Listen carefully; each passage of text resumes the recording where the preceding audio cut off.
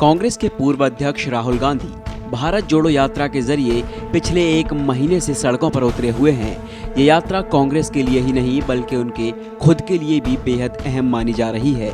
एक महीने के बाद जब उनके विरोधी हों या आलोचक राहुल की इस मेहनत और जज्बे को मानने लगे हैं। सियासत में लगभग 1.5 दशक बिताने के बाद भी राहुल गांधी पर उनके आलोचकों की ओर से लगातार एक नॉन सीरियस राजनेता का लेवल चस्पा किया गया था। इस महीने में उन्होंने कम से कम उस इमेज से तो मुक्ति पाली है। कांग्रेस के मीडिया प्रभारी जयराम रमेश का कहना है कि अब तक यात्रा ने राहुल गांधी को एक नए रूप में तो नहीं, उनके असली रूप में सामने रखा है।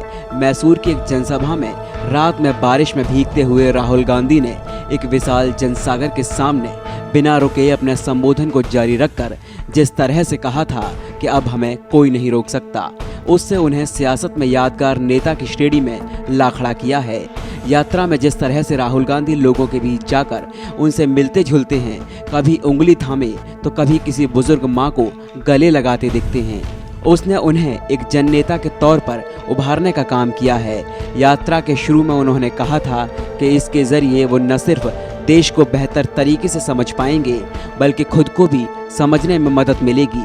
सड़क पर उतरने का उनका जज्बा भारत जोड़ो यात्रा ने न सिर्फ कांग्रेस बल्कि इनके नेताओं और कार्यकर्ताओं के भीतर भी सड़क पर उतरने का जज्बा भरा है।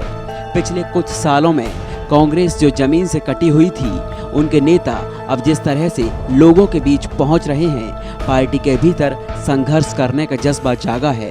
कांग्रेस के भीतर आत्मविश्वास, कांग्रेस का आम कार्यकर्ता और नेता पार्टी के लगातार हार से मायूस होकर बैठ गया था। इस यात्रा ने उनके भीतर एक नया जोश और आत्मविश्वास भर दिया है।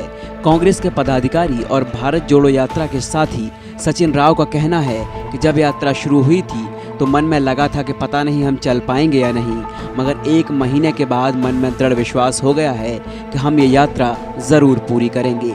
इसलिए विश्लेषक मानते हैं कि इस यात्रा से कांग्रेस कितनी मजबूत हुई है ये तो चुनावों के दौरान ही पता चलेगा, लेकिन इसका एक बड़ा फायदा ये हुआ है कि राहुल गांधी पर जो ठप्पे सोशल मीडिया में लगाए गए थे, उनकी जैसी छवि गढ़ी गई थी, वो अब उससे बाहर निकल रहे हैं। इसका बड़ा सबूत यही है कि उनके लिए आपत्तिजनक शब्दों का इस्तेमाल अब नहीं हो रहा है।